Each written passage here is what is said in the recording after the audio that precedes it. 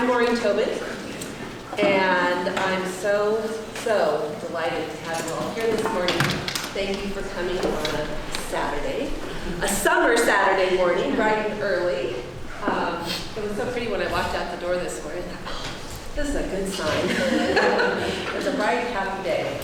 Before we get started, I want to introduce to you Christina Turner, our city manager, and just a little welcome, and then we'll move on with our agenda.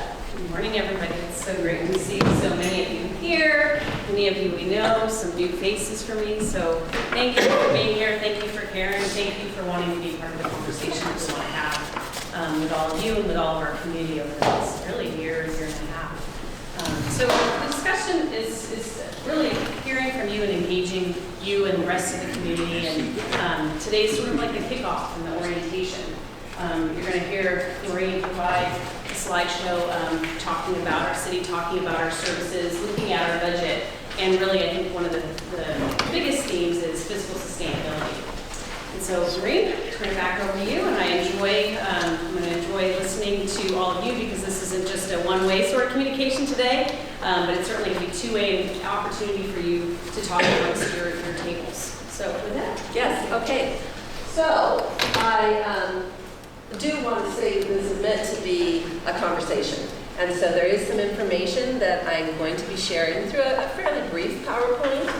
But today is kind of getting a sense of what is this going to look like? Is it the right fit for you?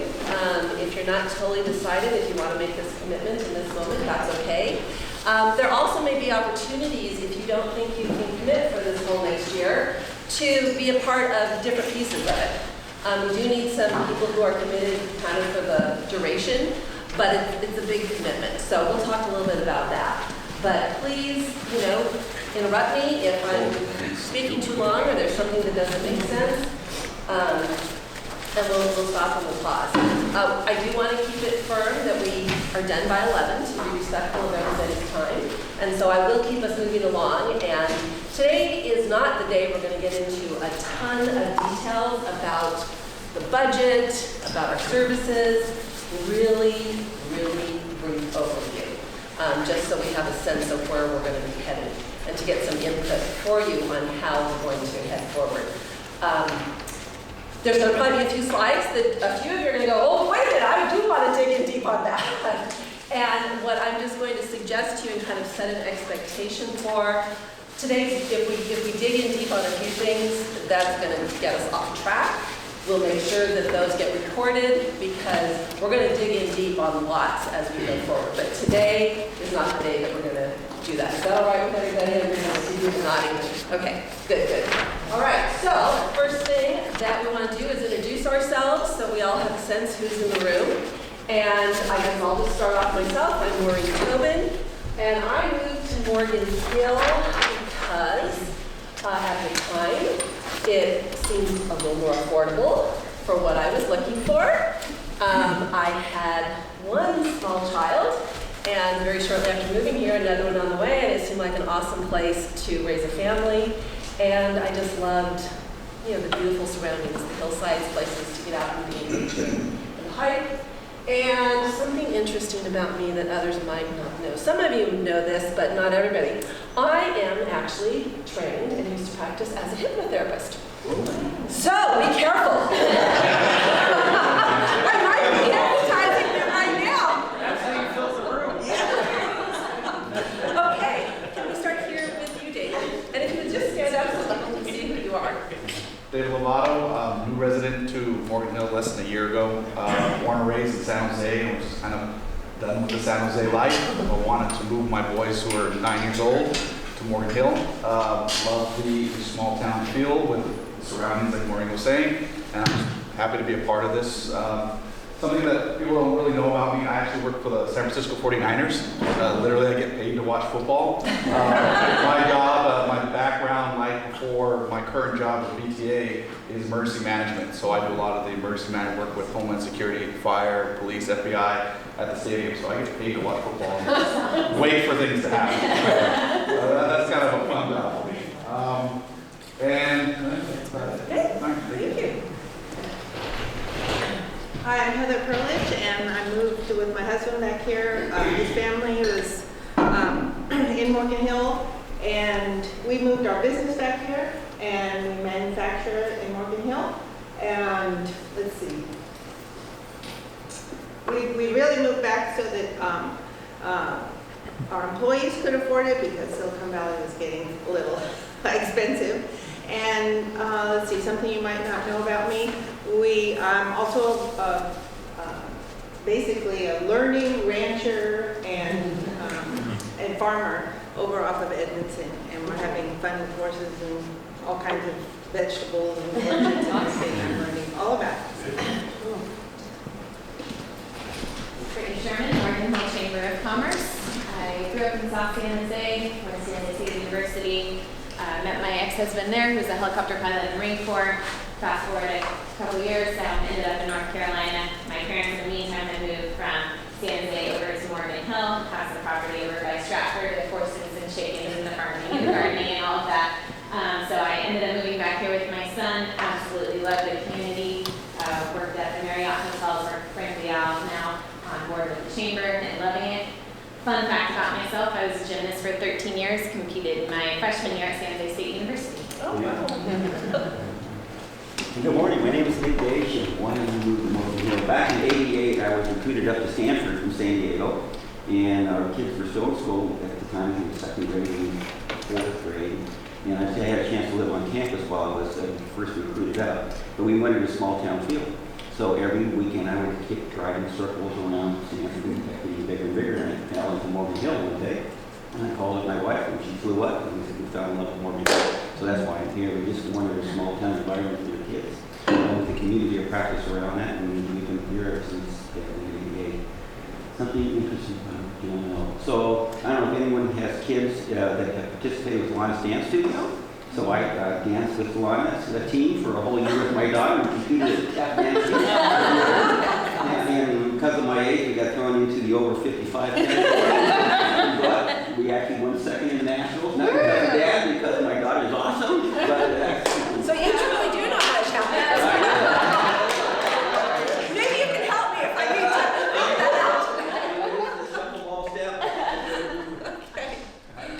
Hi, my name is Shaquille. I work for an asset manager here in San Jose. My wife and I just moved to Morgan Hill about a month ago from Dallas, Texas. Wow. So I thought this would be a good way to see what's happening in the community. And I think it was a good time. So, we're empty nesters, so I have 3 kids in 3 different parts of the country, from New York City to Seattle to Austin. So we moved as far away as possible. But we love the, we came here for houses, we looked at San Jose, Gilroy, whatever, but Morgan Hill just had some kind of charm that we kind of really like. Wonderful. Welcome. Next table. Okay, my name is Roger Nagarajan. I am originally from southern part of India. This year happens to be 50th year since I became an immigrant to the United States. I started out, like the song says, from California to New York Island. I started from New York Island all the way down to California. The reason is my daughter lives here and she works in San Juan Bautista district. My son lives in Palo Alto, so we decided that this is the place to stay. Half the time I go to Palo Alto, half the time, most of the time here, taking care of our grandson. I am a retired chemical engineer in between New York Island and California. I have lived in Chicago and Louisville, Kentucky, where I lived for the longest, for working for a company. As I said, I am a retired chemical engineer, and I still work for H&R Block over here only for the season, preparing taxes. Something interesting about you that others might not know, I teach yoga. This is my 30th year, and I am having a small retired people class, not on the senior center, but in a private place. I go biking, I enjoy the nature here, nice weather and all that. One time in Louisville, Kentucky, it is a city of 800,000 people. The mayor asked me to be a part of 7 people group called, they called it Police Merit Board. It is a civilian oversight board. Okay. It's a volunteer board. I was a member for 3 or 4 years on that board until I moved here. Let's say, try out real-time quick service.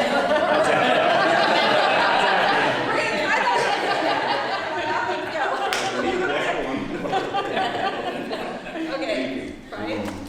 My name is Brian Sullivan. I'm a resident of Morgan Hill for 19 years. The reason we moved here was my mother got sick, lived in Michigan, and so we moved her out here and we started looking for a house with a mother-in-law quarters.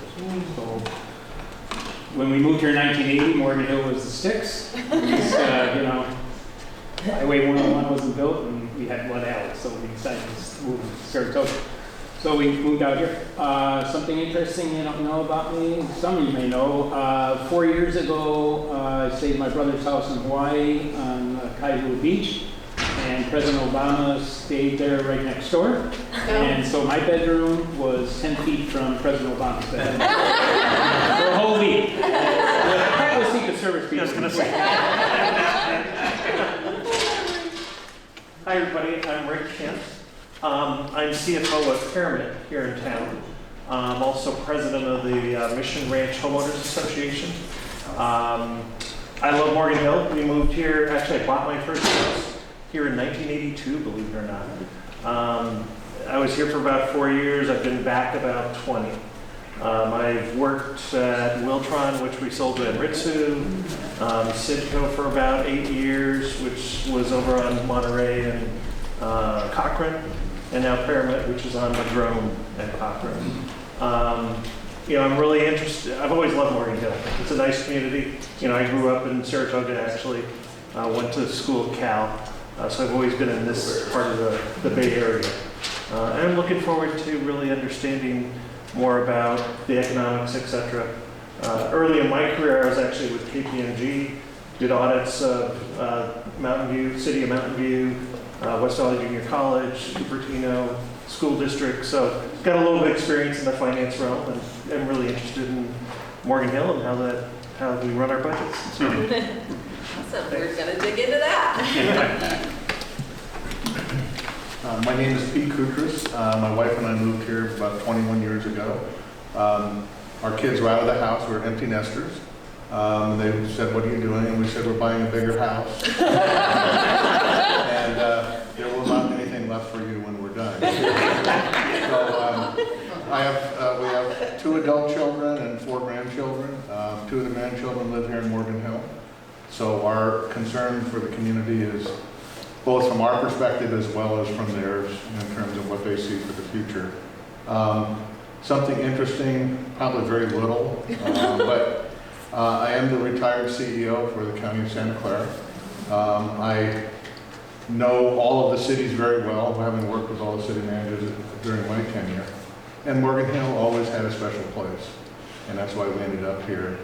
Last thing I'll say is my wife and I are celebrating our 50th wedding anniversary in January.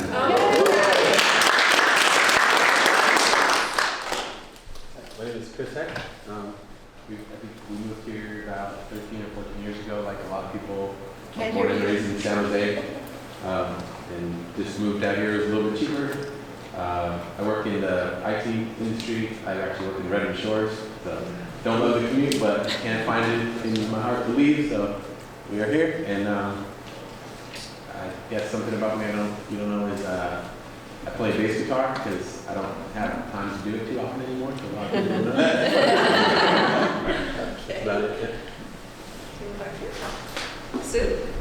Oh, I'm sorry. That's okay. I'm just going to break down some of the things. I'm Sue Baker. I've been in Morgan Hill 21 years now. I was involved with the city for a long time with Planning Commission and had to get out of it because of a little bit of a heart problem.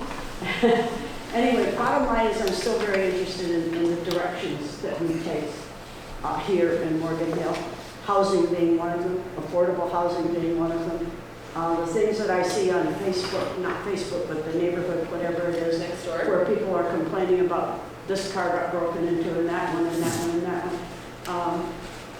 I think I can help. What people don't know about me, well, this morning I couldn't get out of my garage because I have 3 people staying with me. 2 of them are biomed engineering students at Rochester Institute in New York State. They go to school with one of my grandnieces, and they're out here doing internships. One in Campbell and one at Thermo Fisher in, I guess it's Hayward or Fremont. But anyway, yeah, that's why I was there. Too many cars. My name is Jody McRoberts, and I'm originally from Anchorage, Alaska. I met my husband, he's in the military up there, and he was from here, so we moved to Campbell for 2 years, San Jose for 13. Next month we'll be here for 14 years. We were looking for housing, we looked at San Jose, it just worked out that Morgan Hill was a better fit for us.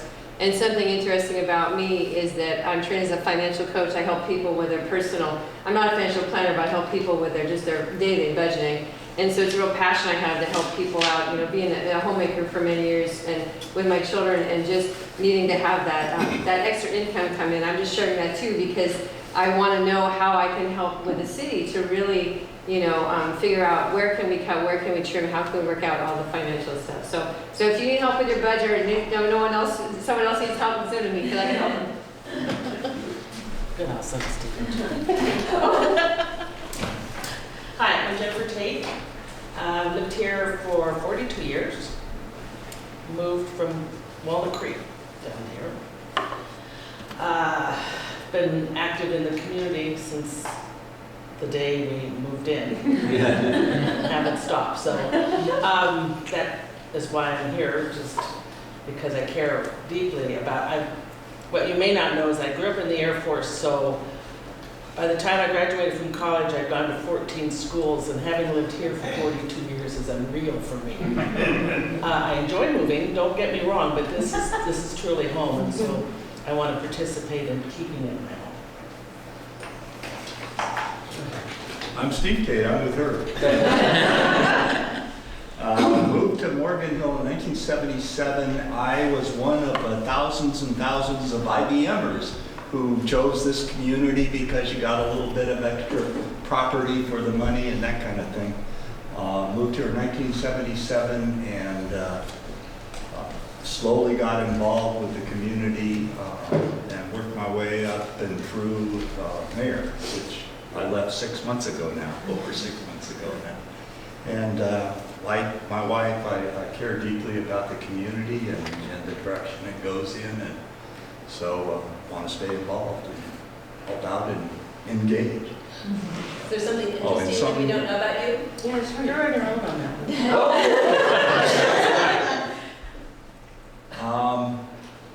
Gee, something you might not know about me. Well, we have 2 grandchildren that live down in Gilroy, and my grandson has recently joined the city of Morgan Hill as the animal control officer.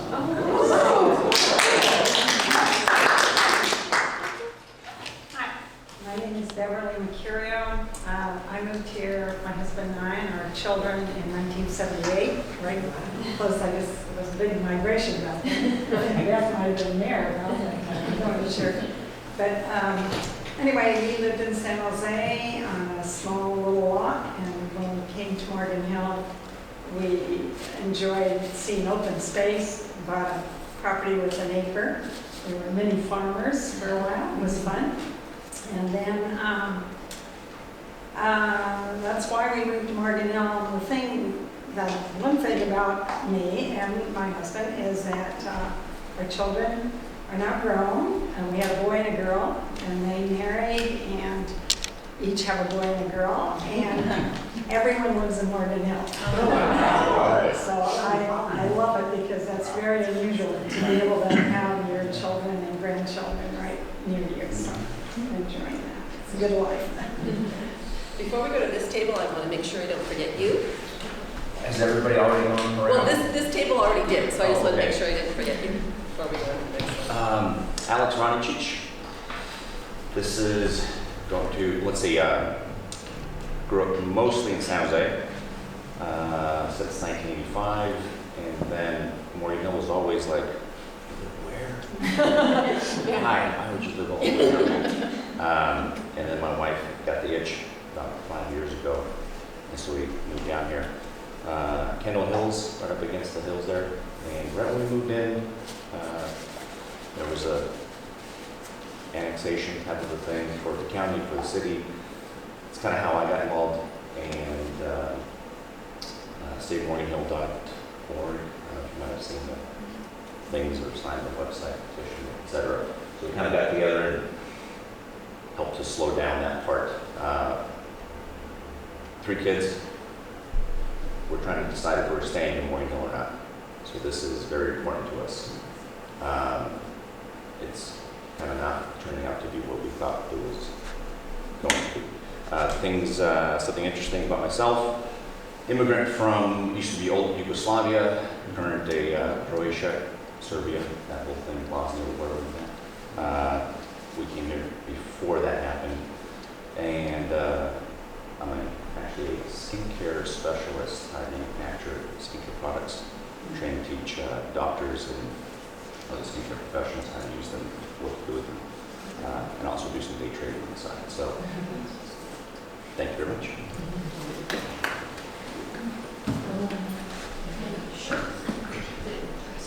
Hey everybody, I'm Michelle McKay, and John and I have lived in Morgan Hill 19 years. So we moved here.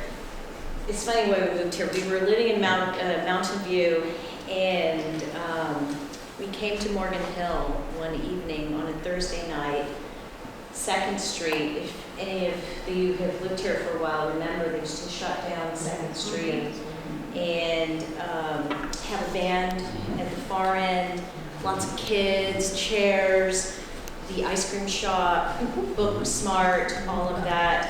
So when you think about, you know, the two of us having lived and worked in Silicon Valley, those real 80-hour-a-week jobs, right?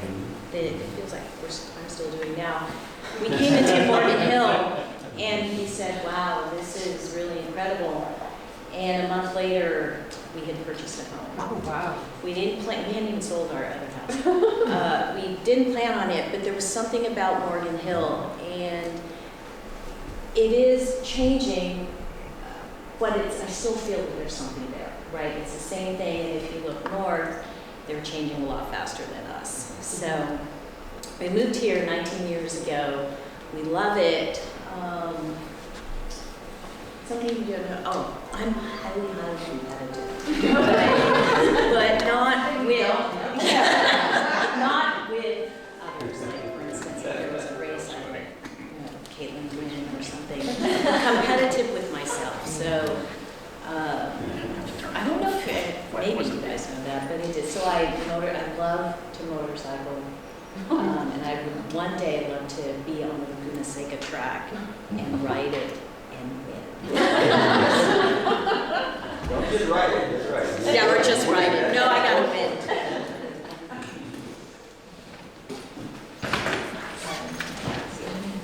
I'm Caitlin Robinette-Yakimovich. It's wonderful to meet you all this morning, see you. I am an attorney in town, and we're also a small business owner because we own our firm in town. My husband is an attorney as well, and I am a former city council person. My parents moved to Morgan Hill in the 70s, so I grew up here. I went to Jackson School, where I believe Mrs. Mercurio taught at the same time that I was there. And when it was time for me to have kids, I convinced my husband that Morgan Hill was the best place on earth to raise a family, and he now believes and understands. And so we moved here when it was time to have a family. Something interesting you might not know about me, I used to be a dance teacher. I taught partner dances, swing and salsa. And as a swing dancer, I was part of a group that broke a world record in the Rock and Roll Hall of Fame. We danced for 52 hours in 3 minutes. Yeah.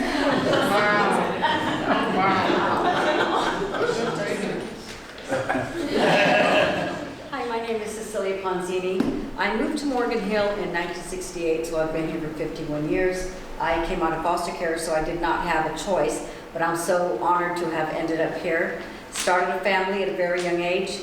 I now have 3 surviving children. I have 6 grandchildren and 5 great-grandchildren, and 2 of my granddaughters are pregnant, so I'll soon be a great-grandmother to 7. Something you don't know about me, I'm going to back up with what Michelle said. I'm very competitive too. I don't tolerate a lot of bull from anybody.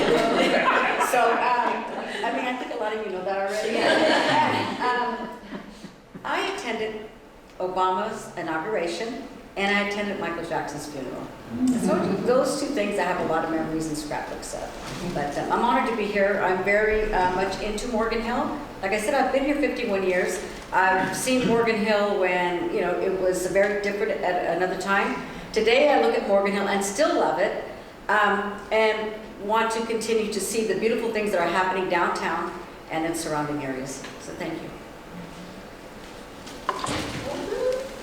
Would you like to introduce yourself? Sure. Really, I'm here. Okay. Hi everybody, I'm Militia Kumar. I grew up in San Jose, so Morgan Hill was always this small little boondock of a town, like down 101 that you never really went to. I moved here about 10 years ago. My father owned a sheet metal company. He started it when he came here from Fiji, and we moved it here to Morgan Hill, and then I decided to put my kids in school here, and then I said I'm tired of driving back and forth, so we ended up moving here. Love the town, the energy, there's an immediate change in energy. You know, when you're in San Jose, there's this stress, you come here and it's different. I don't know how to describe it.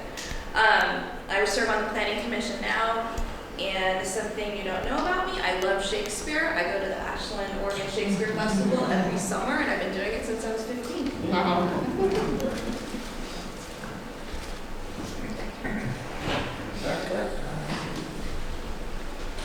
Morning, everybody. John Horner. I'm lucky I know many of you. Probably by the end of this, we'll all know each other. Sue really brought me back. I first came to this area as a Rochester Institute of Technology intern at IBM in 1980. So, and I rented a room in a house off of Blossom Hill Road. So that was my intro. It's like, wow, it's still going on. And thanks for having some kids here. I fell in love with kind of everything about this area at that time. The business culture, the diversity in all of its various forms, the weather. Of course, having grown up in New Jersey and going to school in Rochester, this weather is just killer. But then, I tried leaving a bunch of times. I did my internship, said, well, you know, I think I'll stay back east. You know, that was fun. But when I graduated, AMD made me an offer, and it was so much more exciting than anywhere else. Just the vibe. So I kind of discovered my home. You know, some people say you grow up with your starter home and then you like find your family in your home. So, but then at one point my wife Ann and I, we were married. We were living in Gilroy. She was pregnant. It was seemed expensive. I didn't like my job, so I quit without having another one. I've always been a little impulsive. Those of you that know me aren't surprised. But so we went to Austin for 7 years. And fortunately, the company I was part of helped build it up, take it public, and I decided I wasn't going to do that anymore. So I put in my notice. The boss said, "Well, you know, you don't have to finish 2 weeks. You can get out of here," which was quite a relief. So we got in our car, started a road trip, visited with some of our old real estate agents here in Morgan Hill, looked at a house and said, "This is freaking awesome. We'll take it." so we ended up in Morgan Hill kind of on a whim, which is again kind of crazy way to do it, but I just love it. I love it so much. I like the location. I like having one foot in Silicon Valley and the other foot in a whole different kind of a lifestyle. And yeah, so it's kind of a long story. But it's interesting. Everybody moves. It's even interesting the premise of the question. You know, haven't heard of born and grown up. Maybe we'll get to somebody like, but it's just kind of what we expect as a growing community. And something interesting about you others might not know. I was the first tenor all through high school, thoroughly enjoyed it, and haven't really taken the opportunity to do any singing since then, but who knows what comes next. And my other great passion at that time was photography, actually. Went to school to study photography, decided better hobby than career, a little time in the business school, and then got an engineering degree. Anyhow, thank you. I think, if nothing else, we can have a talent show. It sounds Oh, and Michelle has obviously hit on our team building exercise. You can show. Well, I got involved with a small quilting group, and we started doing a quilting show downtown. met people at the chamber, met people other places, and thus we've gotten so involved that I'm probably busier now than I was when I worked at Apple. So something you don't know about me, and maybe some of you do, it was in the paper, I've been trying to think of what this is. I taught home economics in Michigan in a very large Class A high school, great progressive department. Came out here and didn't want to go to school for 2 years to get my credential. So thus I marketed myself from home economics to high tech into Apple computers. So it was by sheer will that I got the job and determination, and that's, I think, one of my plus qualities is that if I want something, I will find a way to do it or get it done. So thank you.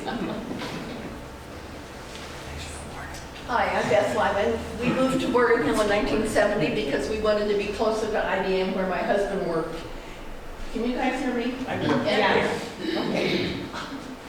And my kids love the country, and we have 2 acres out in the August Valley, but 5 years later, we learned that the then sit-in council had zoned August Valley 4 houses per acre. So we became active, and that led to a term on the city council.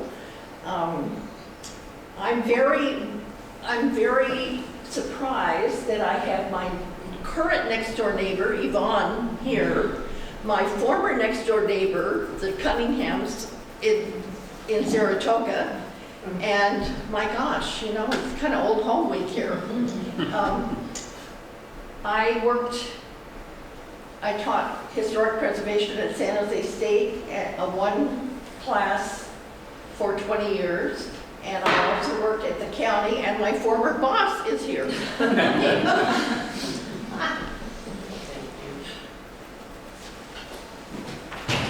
Good morning, my name's Doug Muirhead.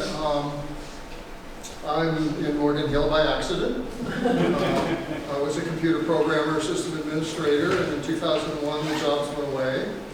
And I waited a couple of years for the phone to ring, and it didn't. So I said, okay, I guess I'll move to the other side of the Rockies where some of my family lived, but I'll take just a little 1-year transition out of Silicon Valley. And nobody would rent me an apartment in Gilroy because I had money but no job. But fortunately, I had a friend here and an apartment manager here who said, yeah, we'll take a chance on you.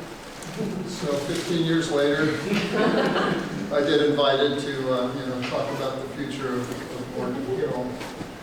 I don't think there's anything interesting about me, but one thing that Maureen continues to tell me is that I'm one of the very few people who watch and comment on the content of our government channel 17.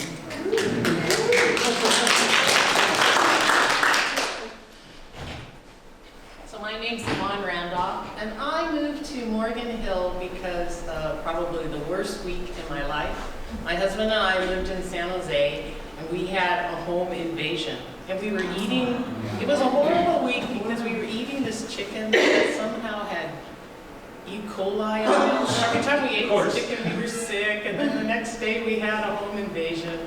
And then at the end of the week, my mother ended up dying. And so we decided we had to leave San Jose. He grew up in a small town, and we happened to be bike riding here, and so we decided, okay, Morgan Hill, Pleasanton, and I don't know how many people remember that sculpture, that 280 sculpture where you had the overpass. Yeah. Yes. We decided we would go here, and so we haven't regretted it. Things you might not know about me. Well, my family is involved in entertainment in the crafts business, so they do dog training and sound and everything. But I love really bad, horrible movies. Movies that are so bad that when you're in the theater, you're embarrassed that you're there. So you have to be a really good friend of mine to go to a bad movie with me, because there's a skill in choosing a movie that is so bad that it's entertaining.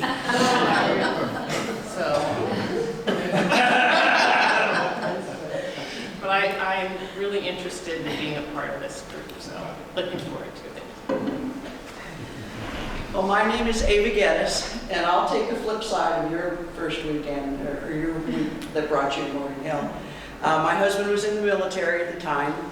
We moved here in the 9th of November of '95. The 11th of November, we got a call that his dad died.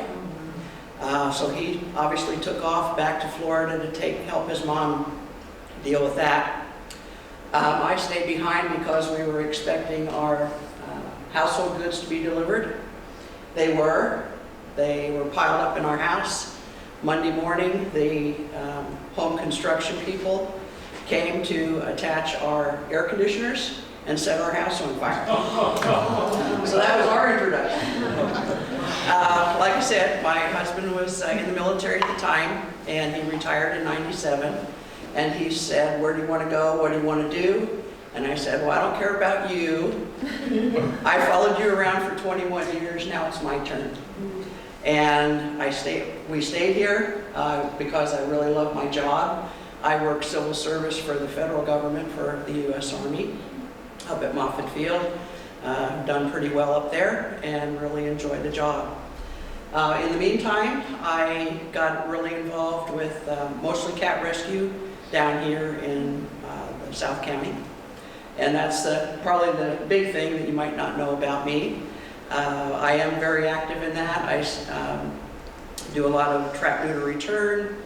And I want to thank publicly in front of all you for the previous city council.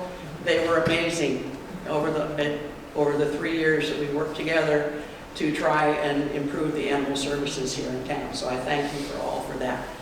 The one thing that you probably don't know about me is that two things. I love all the good, fun things that you've said here. I love a good sense of humor, and God, I wish I could sing.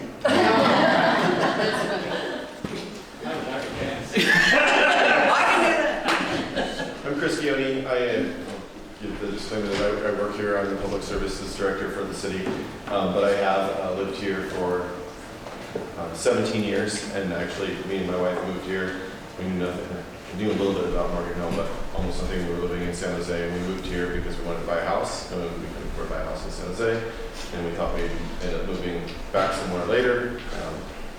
17 years later, both of our kids are at Live Oak High School, and I've been working on and off for the city for the last 13 years or so. Interesting fact about me, say my son is going to be in his 3rd year playing varsity basketball for Live Oak, but I can still beat him in one-on-one like 1 out of every 5, which is a major accomplishment. Good morning. My name is Yvonne Martinez-Beltran, and I am the councilwoman here in Morgan Hill. I grew up here in Morgan Hill. I'm one of 4 girls, so 3 sisters, and then my sister had my nephews, and it was all of us. So Sunday, let's see, my husband, the reason we stayed here, I did leave for school. I met my husband in San Diego, and I know my mom was really wanting to know, where are you guys going to live? Where are you going to settle? And she kept asking me, do you think you'll be in San Diego? They even bought property down there because they really thought that was going to happen. And when it came to it, and I said, okay, we got to have the talk. So where should we move? I didn't want him to feel like he was pressured, and he said, well, we should move to Morgan Hill. Everything grows beautiful there. And then my mom was like, yes. So we got to come back here, and I love being here.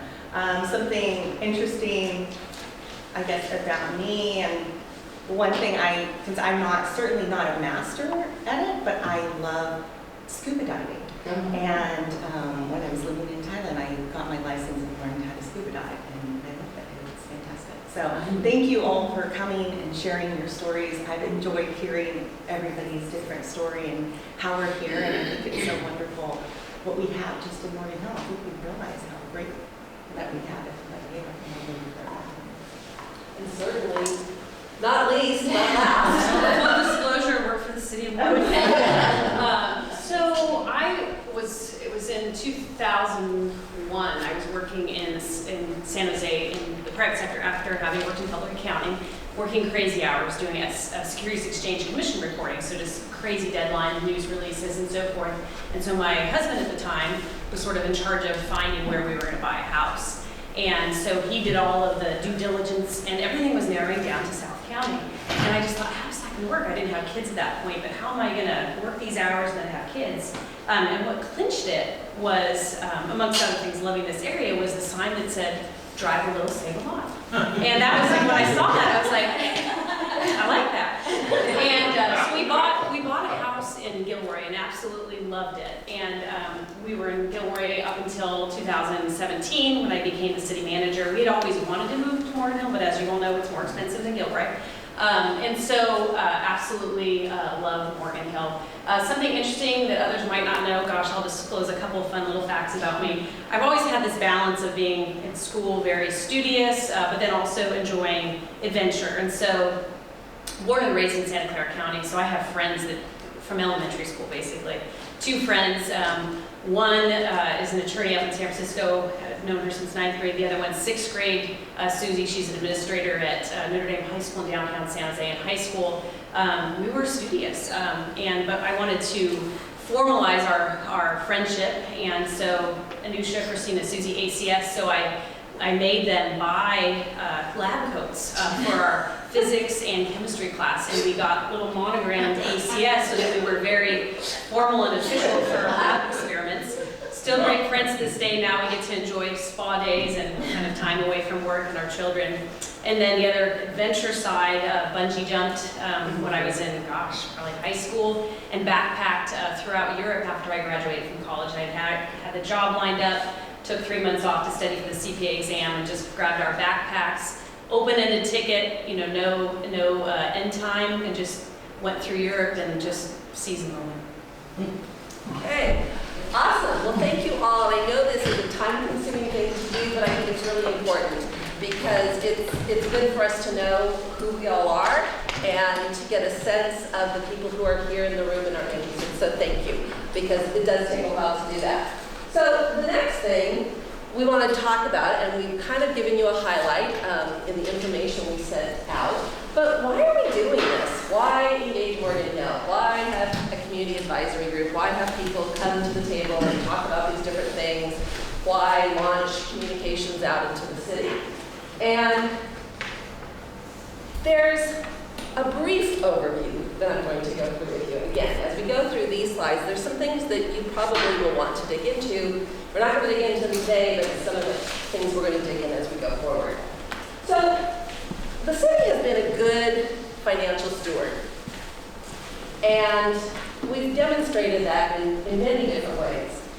We provide what I believe, and I hope that many of you believe too, very high quality services at really low cost to our residents. Something that you might not know, and this is an interesting fact that you should remember as we go forward, is that in Morgan Hill, we receive the lowest per capita tax revenue of any city in the county. And there's a chart that kind of shows you that. So we're just below San Jose, but you can see as it goes up, the different cities that actually have a much higher per capita tax revenue. So that's kind of an important thing to think about, because with very limited financial resources, we've been able to provide a lot. We also have really been very strategic over the years, and continue to be.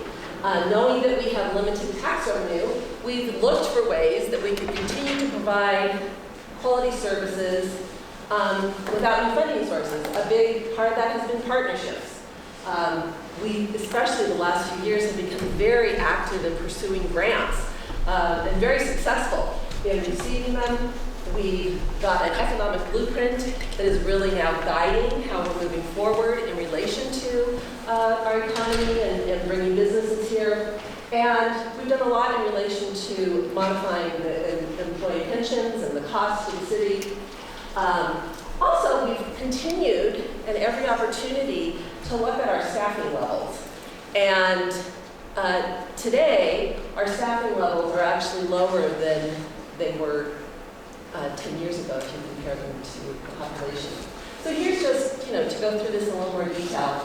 Our partnerships. We've had the partnership with the YMCA for the Centennial Recreation Center that has been extremely, extremely successful. It's allowed us to provide very high quality recreation services at very, very minimal and sometimes no cost to the community, and that's almost unheard of. We've been recognized throughout the country for that partnership. Our partnership with CAL FIRE to provide fire services saved us an incredible amount of money as we move forward with that. We are in partnership with Gilroy. We have a program for housing, affordable housing with House Key. So we've really looked, and we continue to look for opportunities to partner with others who can help us continue to provide services or even new services for the community in ways that's less costly. Some examples of some of the grants that we have received over the last couple of years. I'm not going to read through every one of them, but you can see there, we've got some sizable grants. Things in relation to our police, to our fire, our community services.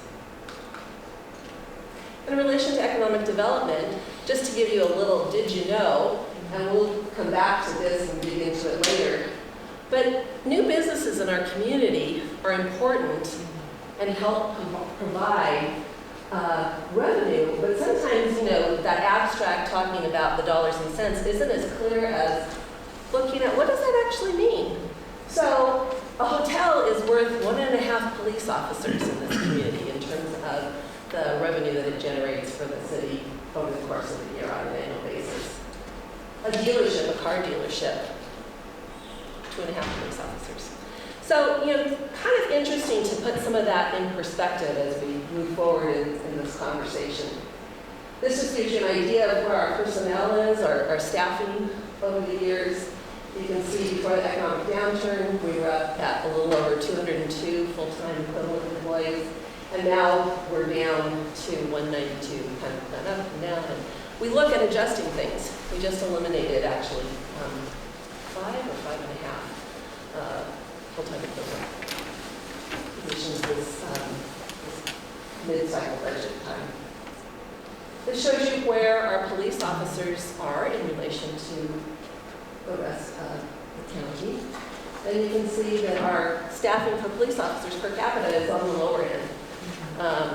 And again, we provide high-quality police services. This past week, we saw that firsthand. And but we are on the lower end in terms of our staffing. So, although we have been strategic, although we've been good financial stewards, did you have a question, Sue? Yeah, on the police, do we have a requirement that police employed in the city have to live in the city? No. Many of our officers do. Many of our officers do, and that actually is very beneficial. You can have a real good conversation about how helpful it is if police officers live within the city because they understand the city better and they're available sometimes more quickly if they need to be called in. It's just more about knowing and caring about the community at a different level. But no, that's not a requirement. Follow-up question.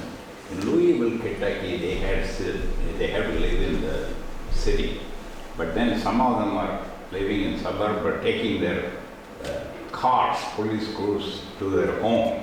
Is it allowed here if they don't live in the city? There's very few of our officers who have a car. I think the only ones that do, and correct me if I'm wrong, Christina, I'm not seeing you, is the chief and our 2 captains. Is that correct? And two of the captains, our 2 captains live here in the city, and our chief does not. So they are able to take their vehicles home. They're not actually marked vehicles. But so other than that, no. But that happens in a lot of areas, and it's happening for us too, is our police officers can't afford to live here. Even though we pay a decent wage, it's expensive, and so many of them are not able to figure out how to make it work to live here. Yes? Just a point of information, in California, you can't legally require an employee to live within your city. Thank you. Thank you. You can encourage them, like the city manager. You can make a contract to do so. Yes, right. You can't require it. Okay, good point. So, in spite of the things that we have done and ways we've tried to be strategic and partnerships and all of that, we really do have some challenges ahead, and that's not any different than most California cities now. We have impacts from the state, taking away local funding, and we lost the redevelopment funds, not just us, but the whole state of California, which they were key in funding a lot of things for Morgan Hill. That was an issue that we're still adjusting to. There's legislation that may take away our local control in relation to growth control and housing and the type of housing and the way it's done. So we're watching that closely to see what that's going to look like. During the economic downturn, just like many other cities, we had to defer a lot of our maintenance in order to keep, a balanced budget and move forward. And we've got a backlog. There's a lot of maintenance. I think we all know as we drive down some of our roads that we've got roads that need some attention. And then beyond our control, although we've done within the city the things that we could, are rising pension costs. And those are agreements that were made long before any of us at this table really, were sitting down and talking about it. And it made sense when the retirement system for PERS and California state and local employees was in place, but that's an issue. So here's where we're going to start getting into a few things that you may want to dig deep in, and I'm just going to ask you, please, if you've got a burning question, let me write it down. We don't have time to go into this right now. But currently we have $7 million in unfunded general fund needs. And you can see how that's working out. That's on an annual basis. So as we look forward into the future, there's a gap of about $7 million every year. And you can see these aren't fluffy things. These are key services: police, fire, building facility maintenance. Yes, Doug. So where would we find the specifics on these? I know that the building, pavement, street, you have a very nice infrastructure report, and the council got an update on that. So I know where to find the supporting documentation on those numbers. How about police and fire and anything else that you're going to mention? You know what? I'm going to write this down, Doug.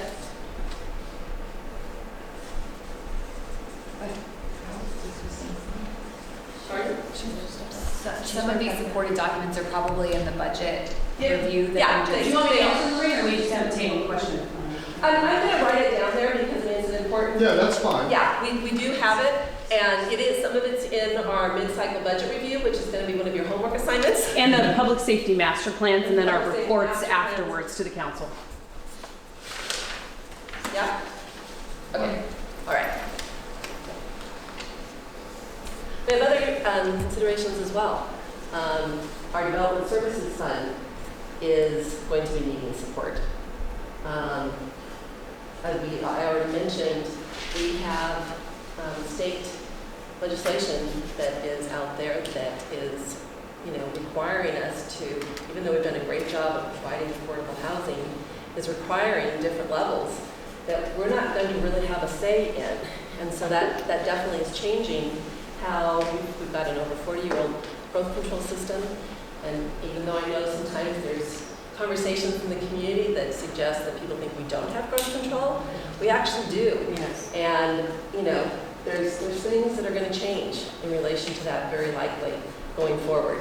And that's something that also has an impact to our future sustainability. Do you have an example of development services fund support? What do you Okay, so, and Christina, jump in if I'm not quite addressing it correctly.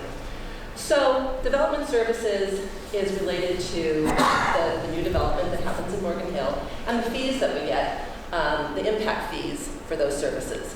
In many communities, you don't rely on impact fees to be part of your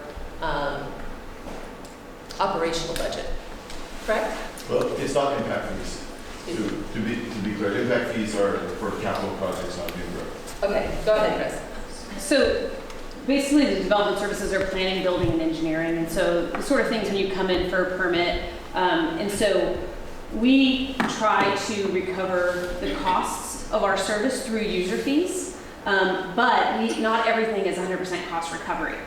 And so what's not covered through the costs, then there's a deficit. And so we've been fortunate that we've had enough to not have the general fund support our development services fund. But in about 2 years, we're going to potentially be at a point where the revenues coming in aren't going to cover the expenditures. And so then the general fund has to kind of serve as the fund to support development services. Great, thank you for jumping in on that. Yeah. I was just going to suggest that at some point we go into a deeper dive so that people can understand how the competition process in our RDCS system supports our different funds, and how that, more specifically, how we're in danger of losing that over new state. And then there's certain tasks and projects that we do in this area that just you can't pick those costs up through fees, and that leads to a deficit in development services. And I totally agree with Caitlin that that's probably an area that we should dive into. And it definitely is one of those areas we will. Did I catch that? Is there something you wanted to add more? I just wanted to add to Christina's comment when we're talking about the development services fees that, for an example, if you have a developer that comes in to do a project, the planning team will sit down with that developer, will go over the different requirements, the permitting requirements, the timeline, all of those items would be something that would be covered within the development services. So just so that you can understand what that actually is, I think that would be helpful. Or even a homeowner coming in to talk about a remodel or something like that. Yeah. And those aren't things we charge fees for. Those are things that, we provide the staffing and the time to review those things without any way to recover the cost of the time involved. So, this is the chart we put together for our mid-cycle check-in that we just did in May. And you can see, as you look at those lines, I don't know if you can actually can you read them very well. Yeah. So, quite some time ago, the council established a goal of having reserves of 25%. And so the goal is to not get below there. We want to keep that steady so that in a time when, a crisis, a time when there's not as much revenue coming in, that we have reserves. That gold line going down was our general fund forecast last June 2018. So you see it dipping below in what's that, 24, 25? Then you see this green line, which was our forecast at the beginning of this year, January 2019.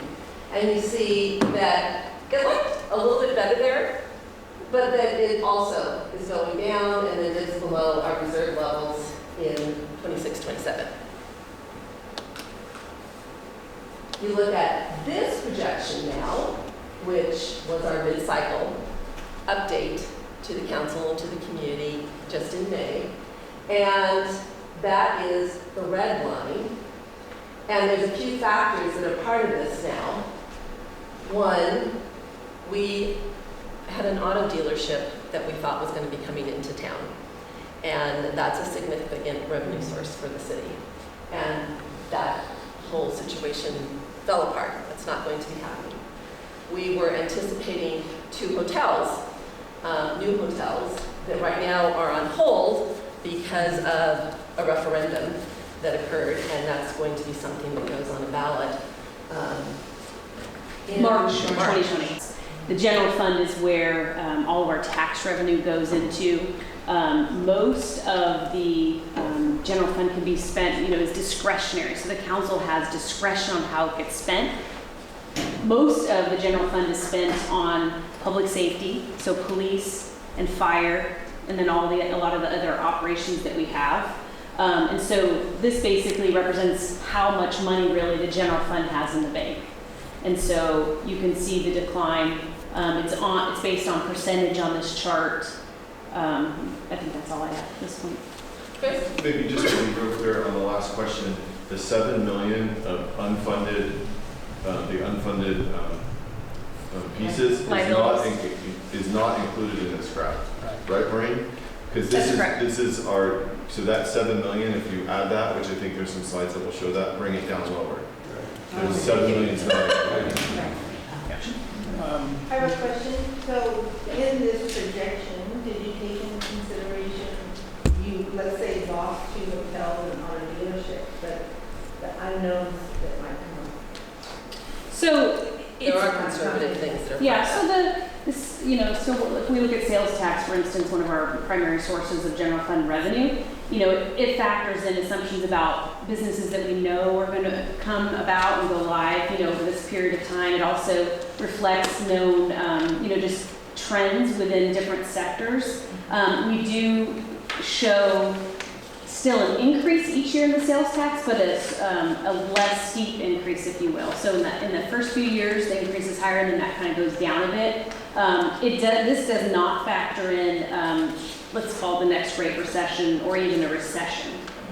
But does it take into consideration property taxes?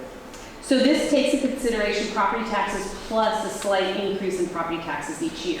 And it takes into account the increase in property taxes that we'll see based upon new construction. And who determines that on the, well, maybe that's... So property taxes are critical in this town because the turnover and the cost of housing has gone up so high that the property taxes are a lot higher. Yeah, so property taxes are based upon what we currently receive, and we get estimates from the county. And what you're speaking to is when properties change hands, they get reassessed, and so we do see, of course, an increase from that. And is that in this? Absolutely. Yeah, so what you're not seeing here, I've got a lot of other backup slides, because I was trying to just do a general overview, but we've got detailed slides about what comprises the general fund and where that, if you'd like to, I can bring those up quickly. Yes, Pete. The property tax revenue is not 100% to the city. Oh, right, exactly. And we have charts showing that. Let's move forward. And we're done. Okay, so. First go to the house, please. The house? Yeah, right there. Exactly. So what this chart shows, as Mr. Koutros is saying, is that we don't get every single dollar that you send into the county to pay your property taxes. The city receives about 10% of the 1% that you pay for your assessed valuation. And so this chart here shows that 10%. And as you can see, the other primary beneficiaries, if you will, of those dollars are the school system as well as the county. And so of our general fund revenue, we get about $13.1 million from property taxes. It makes up about 30% of our general fund revenue. It is our #1 revenue source. And then next would be sales tax. Which there's a penny. And so similarly, when you go to the store and you buy a taxable item, we don't receive all 9%. We receive 1%. State receives the highest percentage there, 6%. Some cities in the county, specifically, I think now it's just San Jose and Campbell, have taxes above and beyond the 9%, an add-on tax. So their tax rate is more than 9%. I believe 9.25%. And our next time we meet, unless we decide otherwise, we're going to be getting into all the nitty-gritty about the budget. But I want to make sure we have some of these just in case we wanted, and that gives you an overview of the general fund revenues, and then an overview of expenditures. Christina was mentioning that the majority of general fund goes to pay for public safety, and you can see that depicted there. Right. Maureen or Christina or Pete maybe can answer a question. Is there a state law or county law that once you get below 15% of your reserves that you have to report it? I'm not aware of that. State or no. The school systems do. You can take your reserves down to 0 if you want. Okay. So the Which I did schools, you're many saying? years. What's Yeah, that? they have to, they have to. So the schools are required to report Schools are that required when they into get the below. state? Yeah. Okay. I'm gonna try and get back to. Pardon? Also, we were respected.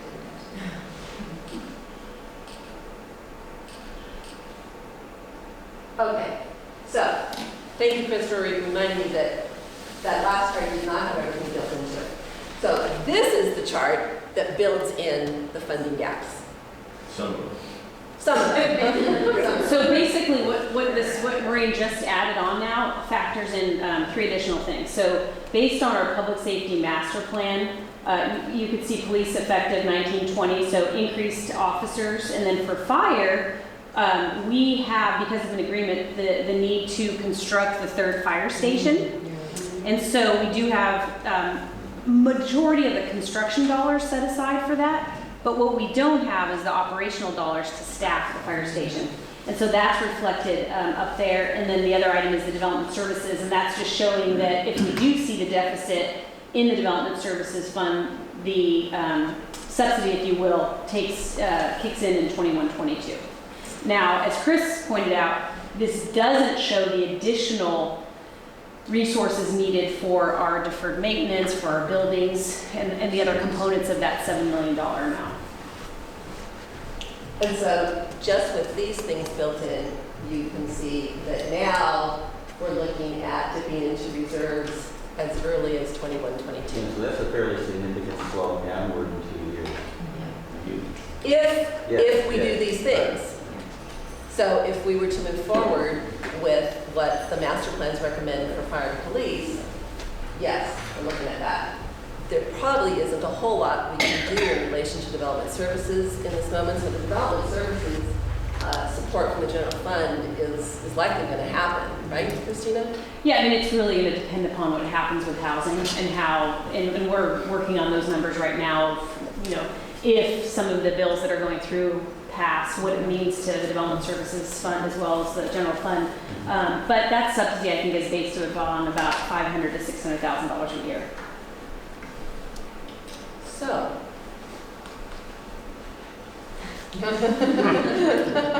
that is why we are moving forward with this process. And even though, we're sitting here looking at very basic general financial information, we think it's a bigger conversation with the community. I mean, I'm sure there's all kinds of thoughts about, okay, I've got ways that you think you could solve this right this moment. We don't want to jump to solutions in this moment. What we want to do is really talk about services and priorities and funding so that there's a good foundation for people, you in particular as key representatives of the community, but also out in the broader community, so that we really, really, at a deep level, understand what the services are that the city provides, what it actually costs to provide those services, where that money comes from to pay for those specific services.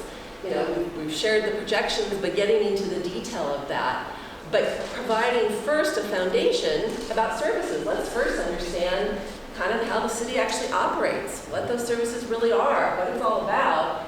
And as we move forward over the course of this next year, as we get into early next year, 2020, then start really looking at solutions and helping to provide recommendations for the new budget that we'll be creating. We're on a 2-year budget cycle, and beginning end of this year, early next year, we'll be creating the next budget. And we want the community to be very involved after they have a good foundation of understanding basically, how the city runs and how we operate, what the services are. Thoughts and ideas on, okay, so we see that there's these issues. What do we want to do going forward? And it's probably at some point a variety, a combination of different things. There's probably no one solution that is going to solve all of it. But that's the why, okay? That's why we want you here. That's why we want the community to be more engaged. And so now, I'm going to ask you at your tables and we're only going to spend maybe 10 minutes on this. Talk about why you're here. So that's the city's why. That's why we invited you. Why are you here? Why do you want to be a part of this group? If you still think you do. And share that, and if someone could be a note taker, and I'll bring around some pens, and then we'll share that back. And it can be really, some of your whys have already been shared. So it doesn't have to be. It's okay. And are they going to move to Wyoming? Well, my son is a pipe fitter, and their big success was to be able to buy a small townhouse in Gilbert, because that's the only place in the community they could afford anything. And unfortunately, coming from a different perspective, the community, people, residents versus government. And so, okay, what's the bridge? But it's like, you want more tax for this, and well, where's the services? And so it's the community, resident, taxpayer versus the government infrastructure bureaucracy. That's kind of that, okay, well, let's figure this. Strategy for preserving its historical resources. It's community history. I'll be very brief for mine. I want to be heads up, not heads in the sand. Heads up, not heads in the sand. I think a lot of people just want to stick their heads in the sand. Just don't change anything. They don't want to. That's not a real world. So that's mine. Yeah, I think. Hold on. So, did you have anything to add? Just trying to get everything. So is that change is necessary? Is that what you're saying? Change is inevitable. That is a fact of life. I mean, I tremendous. My table back here.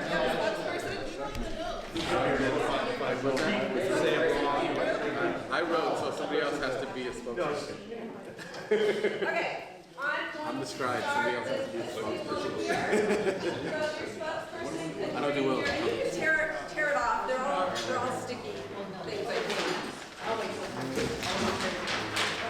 So remember, this is your why. Why each of you is here. As you can imagine, there's quite a range of opinions on this topic. And I'm sure in about 6 weeks we can come to consensus. But a lot, understanding, I think in many ways, we want to make sure we understand. There's a sense of resident knowledge of the city operations. You know, there's a lot of need for improvement there, Doug and others mentioned. And which kind of brings up, you know, do we as individuals and does the broader community have trust in its leaders? How do we gauge that? How do we establish that? There are a couple of people that were here for very specific things. One is about maintaining and improving animal services. I think they look at said, yeah, there's a lot going on, but I'm here to lay a stake in the ground there. There's another stake in the ground about historical resources and honoring that and making sure not to forget it. Other issues about communicating and coordinating with the county, you know, there's so many other entities that affect what we do, you know, how do we work with that? And then I had a phrase that nobody else liked, I call it heads up, not in the sand, but really for me it's that change is going to happen. We live in a world where change is going to happen. And there's some people in our community, what I call heads and sand, just, I'm here, don't change anything, I love it how it is. And for me, I'll just speak personally, that is not a realistic scenario. So how do we shape the change, manage the change, adapt the change? We heard about what the state's doing. It's like, we're all going to get old and die. Change is inevitable. And if we're lucky, we get old and die. If we're unlucky, it happens sooner.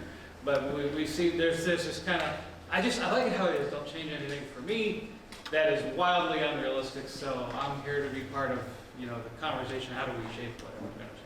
Thank you. Thank you. Well done. You're standing right here. Okay. All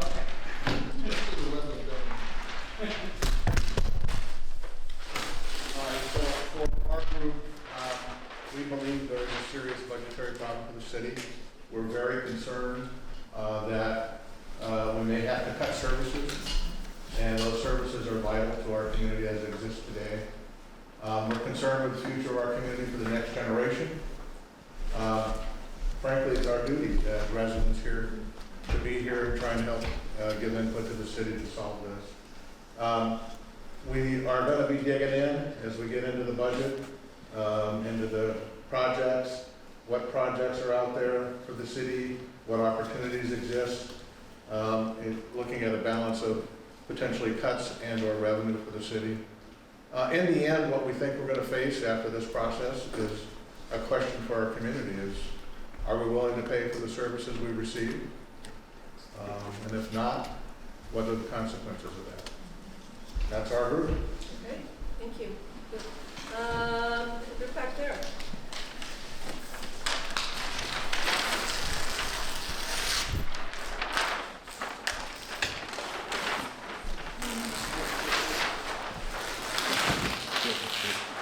Well said.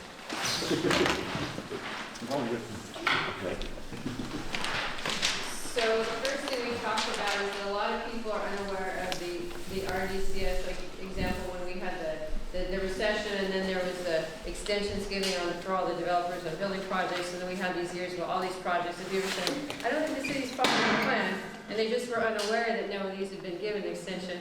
Now I know the 2035, we're in 2035, they won't, that's not going to be that way, but if people had known that, they would understand what's going on. So it's very important that residents understand the RDCS.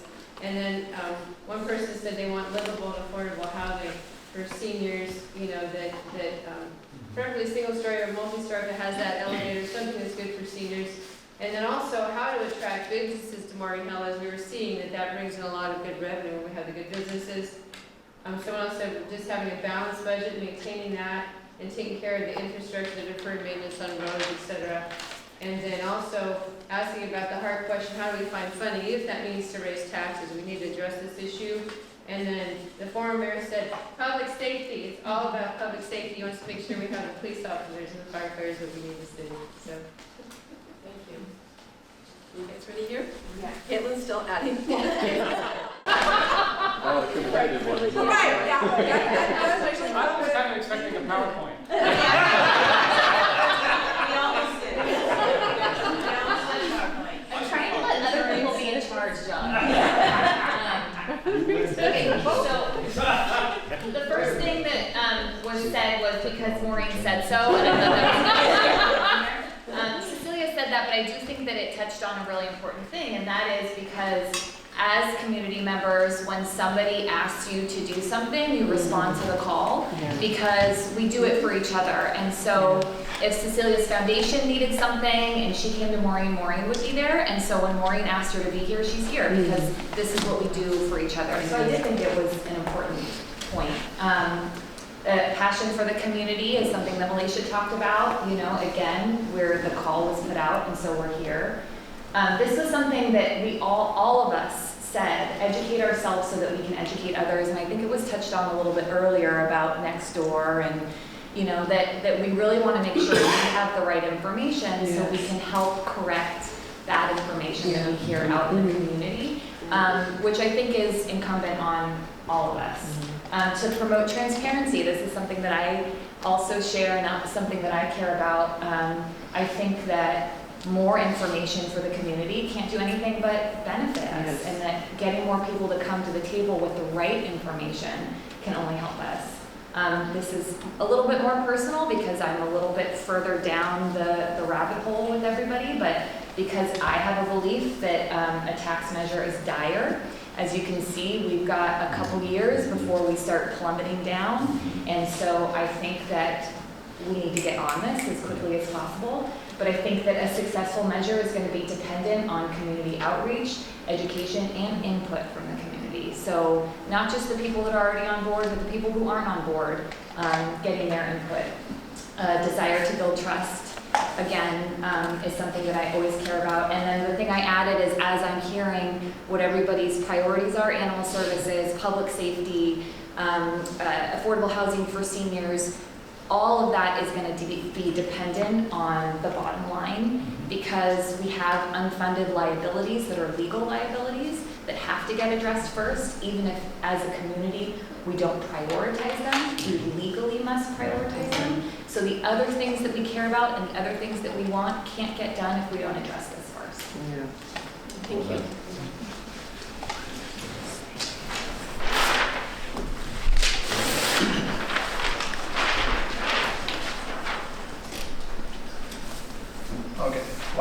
conversations in our group.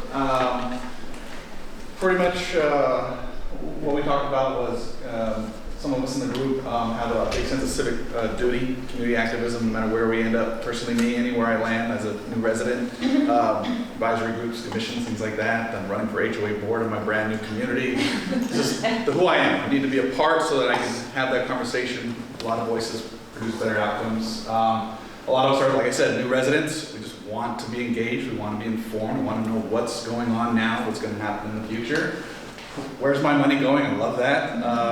You know, we're paying into the city. We want to kind of know how that's disseminated amongst different avenues.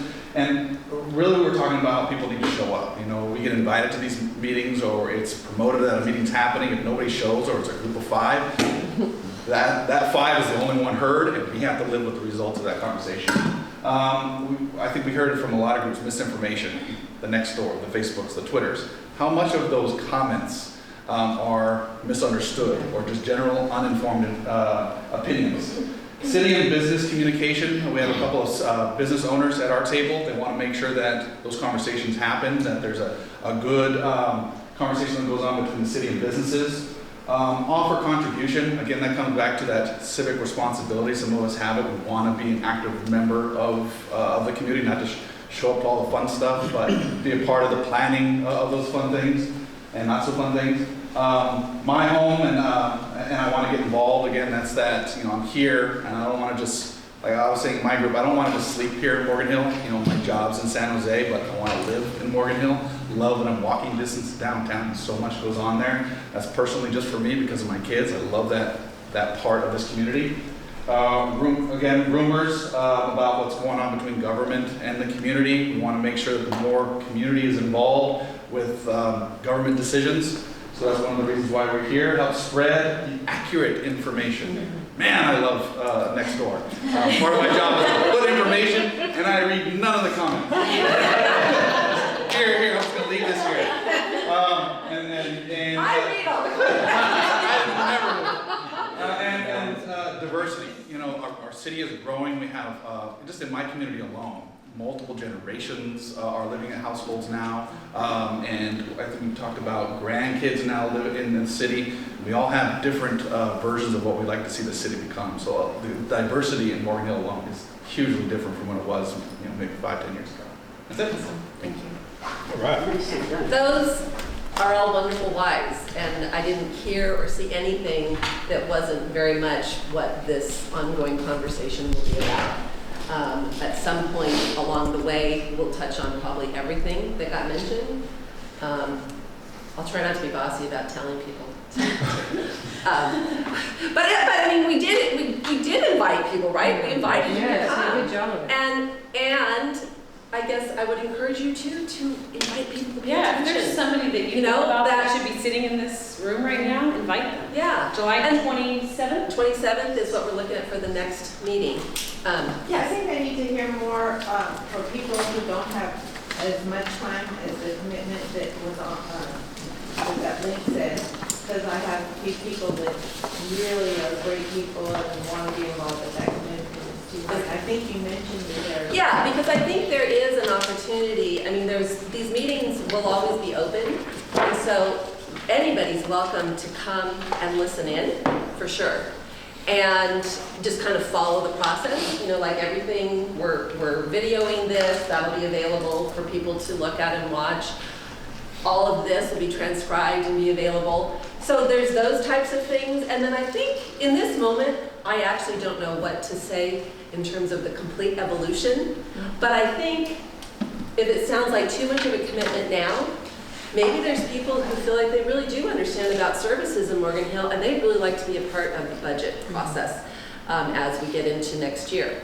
You know, there may be some groups that decide they're going to kind of break off and you know, look at other things. Go ahead. We have several homeowners associations. Yes. I don't know how many of this group, the leaders of those homeowners associations, they could be a source for filtering, because a lot of people are just commuters.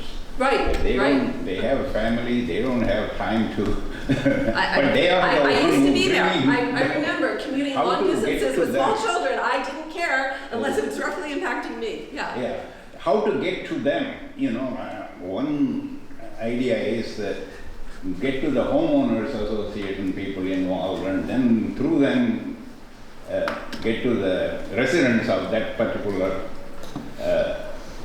group, we have to get all the people who are living this as a resident and making money somewhere else. Right. And those are things that we're definitely going to be looking at because this is only one component of it. We're going to be doing a lot of community meetings and seeing if we can get out to some homeowners association meetings, having some coffees, if someone would like to invite us to their home to share with a group of their neighbors, so that we can have kind of more grassroots conversations and touch in and explore the things that different groups are most interested in. Okay?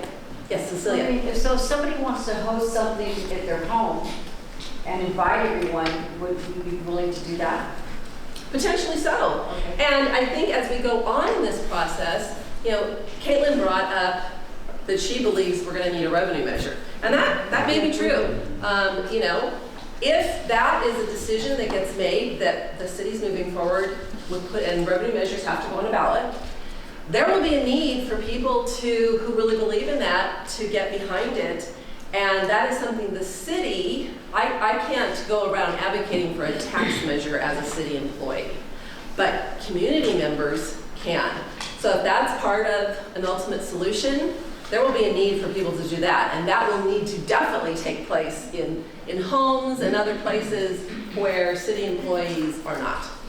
Council members can be a part of that, but city employees cannot. So that's a possibility too. That's a question. They engage Morgan Hill social media. Is that tied into this advisory group, or are those two separate agendas? That's the kickoff, right? We've had our Engage Facebook page for a long time. But the now the online surveying that you're doing? Yes, that is part of this. Okay. Yes. Sure that Which is separate from what you're saying, I think. No, he's talking about this new tool that we launched called digital platform version of this, so those who can't show up, or is there a way to It's one more tool, which we're getting a little bit of pushback on. Not that much, just a few comments. Yes? Oh, we were just talking about that poll call. I thought it was just another one of my online scams. No. But that is a part of something that you want us to be involved in.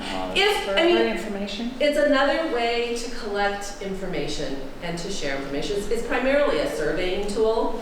And one of the unique things about it is that it cross-references voter registration data.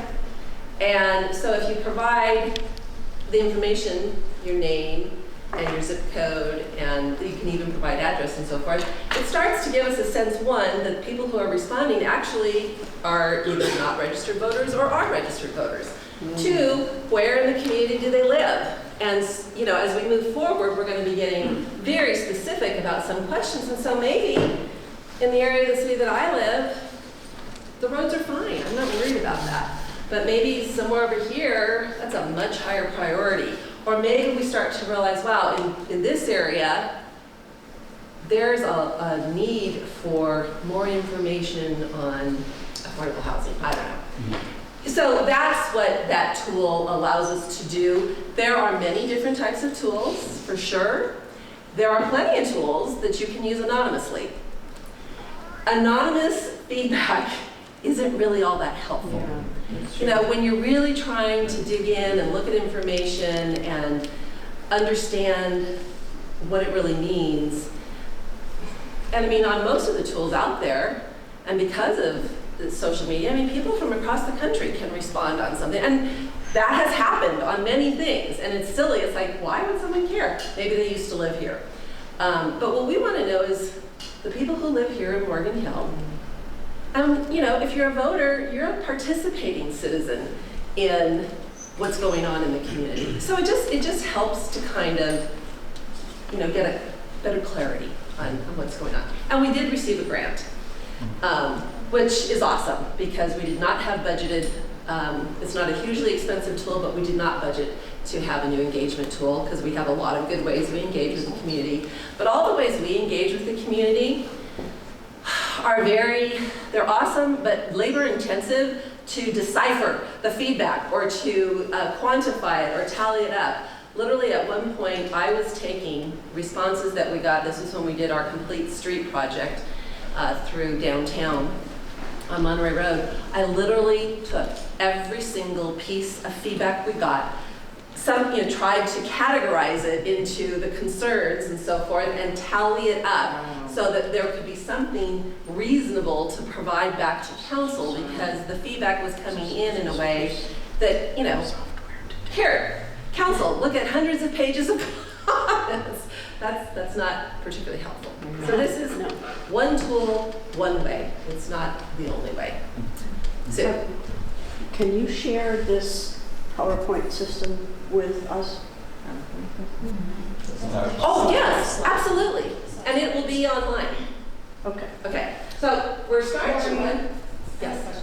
On our Engage Morgan Hill website, maybe, I don't know if there already is, if there's somewhere where they could click to this survey and they can enter there, just so if people feel that, if they're receiving an email that it might be a scam. It is there. If they could just go there and It is there. You still have to register though. Okay. That is part of, But you can go there without from thinking. our website. Right, or worrying about. Yep. Okay, perfect. Because I'm looking at the Facebook page, I just didn't see. So it's not on Facebook, Can we, it's on our website. could you put it on the Facebook page? We can put it on the Facebook page. We have put it on the Facebook page. It doesn't say front and center as new posts get made. Just a quick question. First, thank you again for pulling this group together. Yeah. Appreciate that very much. We've spoken a lot about how this group and this voice will be an advocate to get into the community. Sorry, one conversation, please. Hold on. I can't hear the speaker when they're I can't either. I'm sorry. Can you also kind of speak to how this voice of this group will be brought into the city council as far as activities, actions, and opinions? Yeah. Okay, let's actually move forward quickly. Hopefully you all received the roles and responsibilities and took time to read them. Did everybody have a chance to look them over? Because I don't want to read through everything in detail with you. Yes? Yes. Okay, so here's a hard copy in case you didn't have an opportunity. And as we go forward with all of this, we'll be providing updates to the city council, periodically.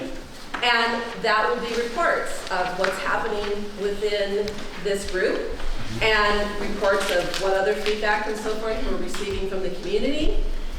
And potentially there will be an opportunity for members of this group to be part of the presentations to council. Unfortunately that is kind of a formal process that has to happen.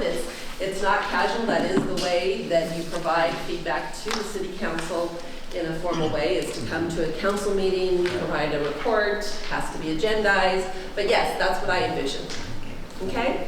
So in relation to this, basically kind of a job description, what we're really looking for is, to me, what I'm seeing here this morning. A group of people who care, a group of people who are open-minded, a group of people who are willing to dig in and spend some time, not just at these meetings, but on their own, understanding all the different things that we're going to talk about and thinking critically about it. People who are interested in providing solid feedback, not just criticisms and, I don't agree, but solid feedback. And it might be that you don't agree, but why? And, what would be better? If this isn't the way you think things should be working, then how should they be working? If the way we're presenting this information makes no sense, or you think it raises more questions than it answers, well, how do you think we should be presenting this information? Is there a different way? What would make it easier for you, for other people in the community to get involved in a way that they understand better how the city operates and really what the business of the city is, okay? We're also looking for people who are willing to be advocates out in the community. And by advocates, I mean more just people who are willing to talk about this. When you get little snippets of information, and hopefully we'll be providing those snippets in an easy to remember way, talk about it with people. When you hear people having conversations, if you know different information, chime in, share what you're learning, what you know. If you think you've learned some stuff that's really important that others aren't paying attention to, help be part of spreading the word and sharing that information that is factual and that you think is important for others to know. In this day and age, with such a lack of trust in government, we trust our friends. That's our source, primarily. They look at this from a statistical perspective. People don't trust government. Oftentimes they don't even trust their employers. But in this day and age, we trust each other. And for a crazy reason, we seem to trust social media, even though it is not vetted in any way. But it's because we're hearing information from people we know usually.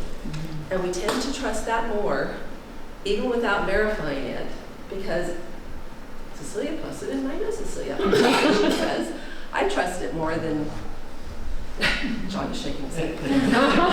Anyway, so we want you to be part of sharing factual, accurate information and part of helping to have these conversations out in the community. Okay, we are looking at about a year-long commitment, and we probably will be meeting once a month. Yes, Cecilia? So is there some kind of agenda for us to follow, like when the dates of the city council meeting, the planning commission, and certain committees?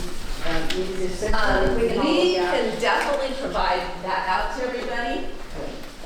That way we can get it on our calendars.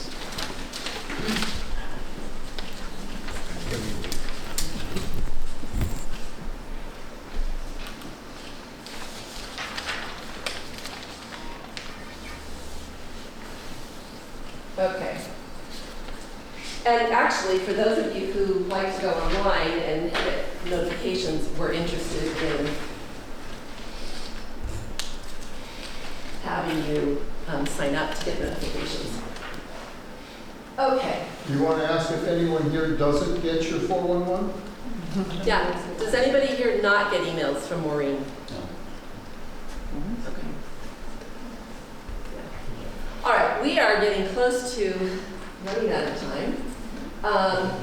But I'll just ask you in this moment, you don't have to answer, you don't even have to decide today. Will the level of commitment that we're looking for work for you?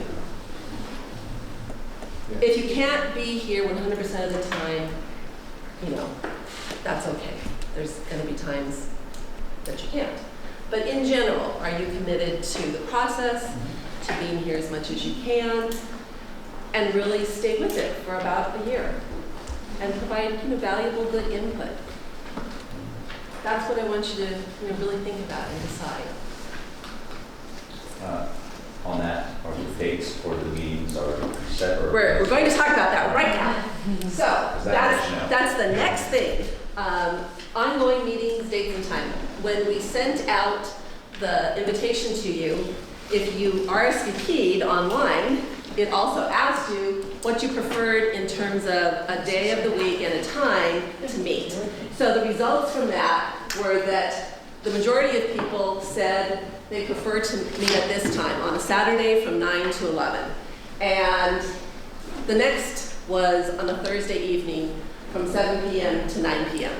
So we were going to use a fun little tool, but we're running out of time, and in case people, you have to have your smartphone and you can respond and we can see the real-time things. We're hoping to use that, but in this moment, I think we'll just show hands.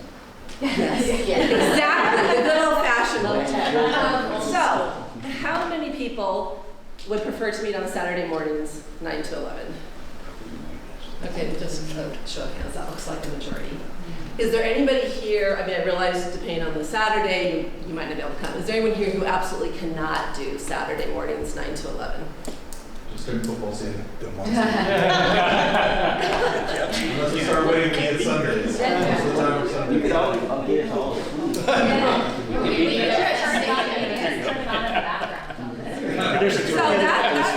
There's got to be a conference room. Got a conference room there, don't you? There is. Maybe there's a room there. Yeah. Well, the other thing, and we can ask, is that most people said they'd rather have it be the same time, same day. But let's ask, how many people would be interested in rotating back and forth between a Saturday morning and a Thursday evening? I'm willing to. How many, what's the question? Would rotate between Saturday and Thursday. Rotating, yeah. Yeah, I could probably do that. How many people, like, no, that's not gonna work for you? That's not gonna work for you? Period, it won't work for you? Okay. Because I personally have other commitments on Thursday nights and Thursday nights. Same for you, Yvonne? Okay. Would you be able to come on the Saturdays if we did do that? As long as it's, my preference would be like the fourth Saturday. Yes. Because that way you're not. Is this the fourth Saturday? With holidays and, Yeah. and all Okay. that too. Even though people were saying they're willing to alternate back and forth, I'm going to suggest that we start off with a Saturday morning meeting once a month, the last. This is the fifth Saturday. Oh, this is the fifth Saturday? Okay. Whatever it is. Since these are televised, are you going to advise us what the best colors are to wear? What's the best color? Get you some makeup. So we can certainly provide that information if you would like. All right, thank you, thank you. All This right. meeting is not actually being televised. We decided to try a little different, just video of it. It will be available online, but we're not streaming live and we're not broadcasting it. And we may change it up and go back and forth. I wanted to see if we could also get some of the conversations that were happening at the tables. So we are totally running out of time now. We had educational topics that we believe are an important part of this conversation. And that was the first question we sent out through Polkle out to the community. We had about 200 responses. We have a schedule. I'm going to show you the responses. This is how the responses came in. Can't see the, right? Yeah. So this is the order in which people rated the priority of, what of these topics were most important to you in better understanding the city services and funding and so forth. So housing and growth, infrastructure, traffic congestion, police and fire, economic development, budget, city employee pensions was like almost no one seemed to care about that. I was a little surprised. They might not know. But, so an executive decision is, in order to really move forward, first we need to have a little bit more of a detailed conversation about budget. As you can see, just from trying to do a really high-level overview, that's not enough. So you need to know more about the budget and then jump into services. We were going to have you put a bunch of stickies up on what you think is the priority, but because we're running out of time, I'm going to just ask generally, does this priority level, and this would be, other than the budget would be next time, but beyond that, this would be the order in which we are proposing that we would go through. Pete's saying no. No, for me, personally for me, but the whole group's got to decide. I think police and fire, and then housing, then traffic.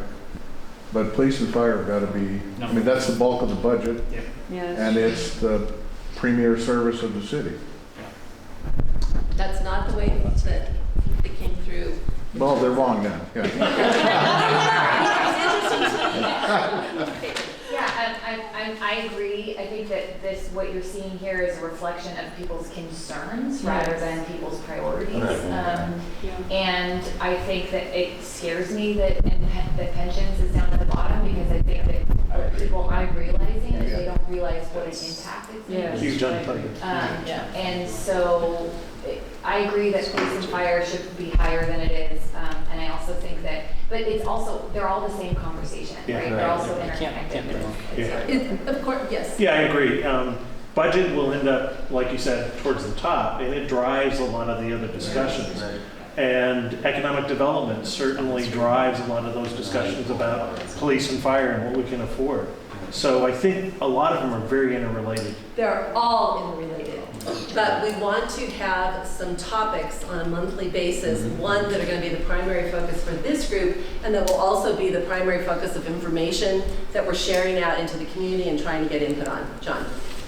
the reason we're together is because we're worried about the long-term budget. The role of economic development in that budget is important, and the reason our real budget is in such trouble is because we can't afford what we should be doing in police and fire. And this, sort of like what Caitlin said, this may reflect just like resident on the street, what are you upset about? But that's not why we're not gathered here together to have a detailed discussion, I don't think, about housing and growth, except that's not why. Well, as it relates to the budget. Right, and but the whole reason we're here is because how are we going to pay for what we need?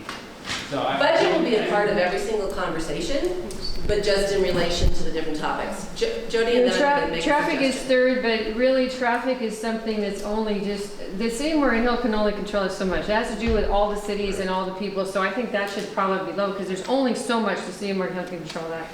Okay, well, here's what I'm going to suggest. We're going to send out another thing that you, as this group, can prioritize. Yes. For sure, next time we meet, which will be July 27th.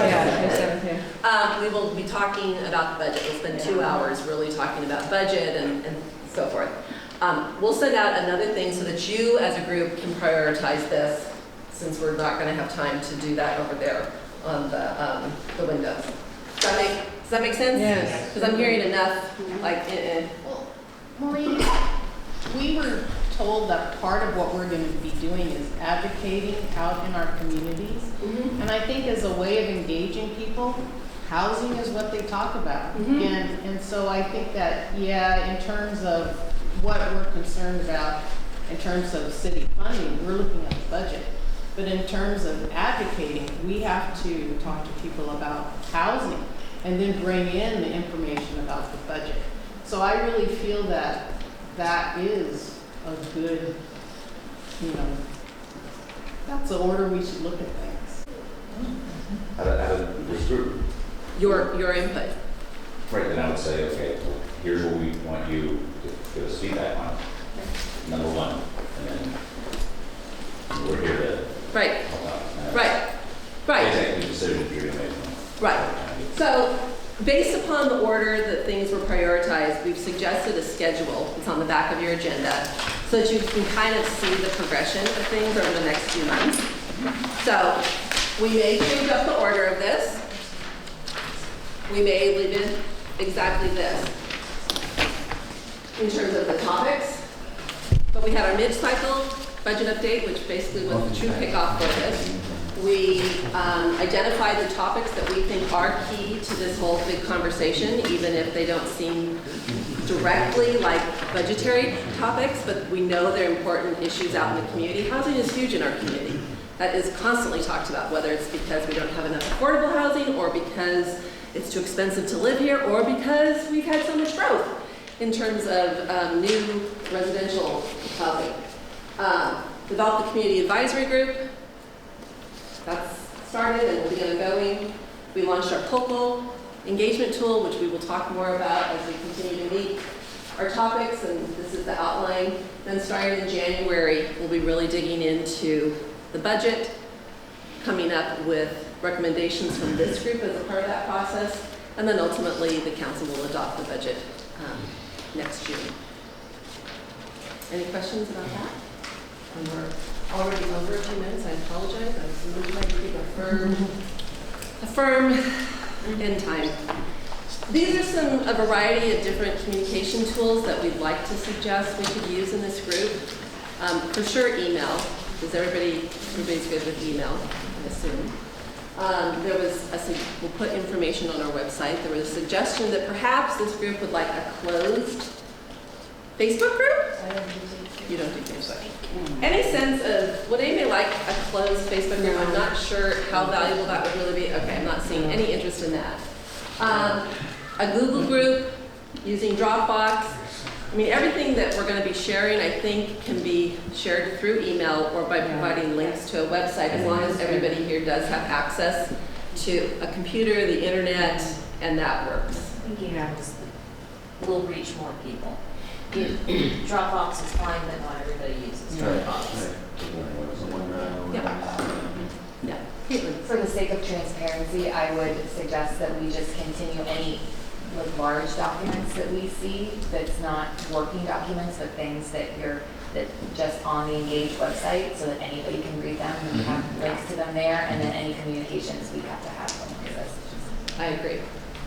Does that sound good to the group? But I didn't hear what she. Sorry, I said that for the sake of transparency, I think any large documents that we get should be linked to the Engage website so that anybody can see them, but then any communication we have. Well, that's part of our advocacy. Yeah. We can't educate without giving them information. Yeah. So, Okay. Quickly, any comments, feedback? Be honest, be open, be respectful about how this went for you. We're only going to take a few minutes doing that, but Ava? I just have one quick kind of administrative question. Yes. Can we get darker print? Yes. It's very hard to see light green and white. Darker print. We get one. Larger print. Right orange. Help to turn off the lights. I know it's not cool, it's not colorful, but if you want to. Okay, yep. Start with thank you. So it's being recorded, right, and we'll just say we can't make one of the dates. We'll watch it, and then we'll be able to still provide feedback after the review. Okay. Yeah, for sure. Any other comments? Doug? And then John? It might be interesting for you to take these interests or concerns, however you want to radar why we're here, and come back to us with what you've heard about these and how you've heard about them up to now. This can't all be brand new to you in the city, but I don't know what you know, and I'd be very interested in, as a starting point, what do you know about What the city knows about these topics, in terms of what we're hearing from the community, or That's exactly well, what you the know, schedule lays out. I think you How you could, can would, get that. would have all of these issues, you would have heard about all of these before. So my question is, have you and how have you? That's just my personal interest to try and get a sense of your preparation for this. Okay. Okay. Anything else? Wait, John, I'm sorry. John, I apologize. Just in terms of feedback, this is a great start. Yeah. Thank you very much. And what an impressive, I'm really glad we took the time with the introductions so we could get some sense of each other, and the diversity of people and backgrounds and stuff is wonderful. So the feedback is a great start. Thank you. Awesome. I was going to make a similar comment. I think this is a very good process. I appreciate hearing from everybody. But I also think the city and the council deserve some credit. I think this is a very brave step to open up this whole process. As a retired CEO of a large organization, I could not have fathomed walking people through a $5 billion budget and all the decisions. So this is, on a scale here, is a very brave effort. So, thank you. To honor that, there's a book called The Fifth Risk by Michael Lewis. And The Fifth Risk? The Fifth Risk by Michael Lewis. And he talks about the government and who works for the government, unsung heroes of government. And it's a short book. It's very good. Yes. Any fun?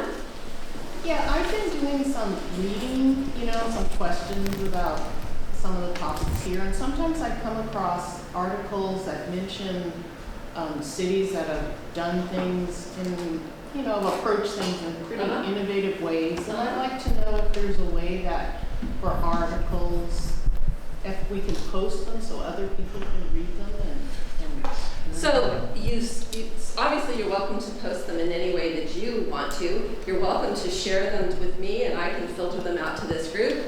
If there are things that seem appropriate to put on the website, we can put on the website.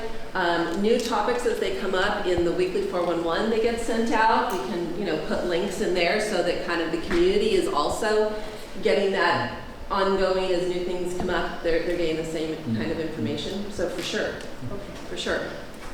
Okay, then I'm gonna say, I'm sorry. No, that's okay. Go I'm ahead, sorry, Doug. that's time. I'm going back to one slide with the deep Yes. drop.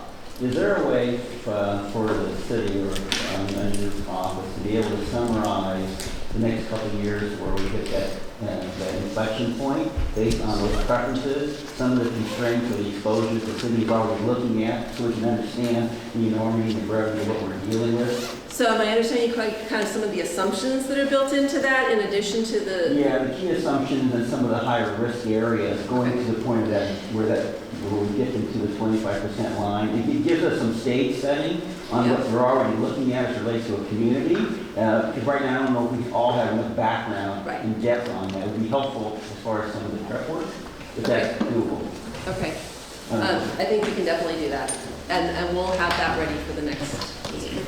Before you close, one more invitation to all of you. The day before our next meeting is our mid-year goal setting check-in with our council. It is open to the public. It's a Friday. It starts at 9 o'clock right here in the chamber. Our council established their priorities in January of this year. Big document right in the middle over there, of course available on our website, strategic priorities. And so what we're going to do is we're going to walk through each of those, and then we're going to walk through the work plan for each strategic priority, how staff goes about making sure that we address each of those priorities. And then we'll cover all sorts of other topics as needed with the council and the community. So please mark your calendar if you're available. Okay. And is that going to be recorded and available to us if we can't attend? Yes. On Friday? Okay. Yes. Okay. You want it? I was just going to say there's one other overarching document that I think would be beneficial for people to at least look at the start of, and that's the general plan. There's a whole vision section of the general plan that's well written. I know my company and I like that. We want to make sure that the economic development that happens in the city follows that. So I think it's a good document for people to read. It really is. And I'm going to have a presentation that Brittany's going to post pretty quickly from Economic Development Committee 2 weeks ago. Okay. That talks about general plan and some of our views. Okay. And in relation to that, you do have some homework, and all of these things, we'll send you links. You won't get them next week because I'm actually off next week. But the video from our mid-cycle budget update in May, the presentation, the PowerPoint slides, and we are redoing, every year we produce, or every 2 years we produce a budget in brief, which is a real short synopsis of the budget. And so we're updating that in relation to our mid-budget cycle update. So we'll be sending those links to you in an email, and it would be nice if you have the time to review it, think of the questions you have, so when we come together next time, you feel a little bit more knowledgeable. Absolutely, I would recommend, and we can send links for the general plan as well. Huge document, but I think, like you're saying, the intro to it, the beginning is probably a good place to start if it just seems too overwhelming to get into the whole thing, or even just kind of be aware of what's covered in it. Just even looking at the table of contents. Okay. Sign up for the notifications on city council meetings, planning commission meetings, Parks and Recreation. Some of you already get those.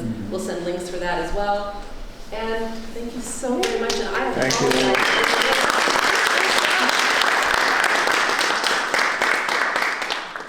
Thank you. I feel hopeful and inspired. Yeah, we're Very nice meeting you. Pleasure. See you again. Get to know you. Thank you. That's a big